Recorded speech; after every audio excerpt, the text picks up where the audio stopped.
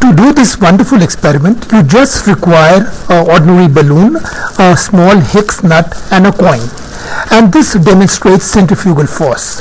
Take a Hicks nut and put it in the mouth of the balloon and then blow up the balloon. If it's a transparent balloon, it would be so much better.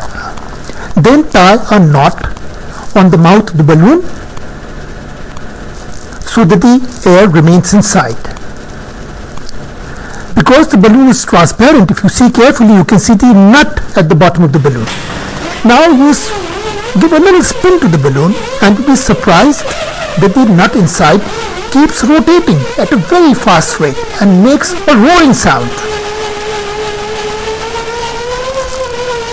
This is because of the centrifuge.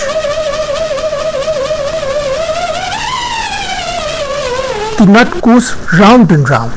Now you can take an ordinary circular coin with round edges, put it in the mouth of the balloon, and once again inflate the balloon and tie a knot.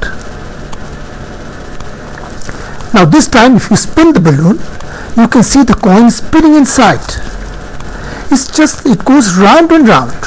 And even if you try and tilt the balloon a little bit, you will find that the plane of the coin remains the same.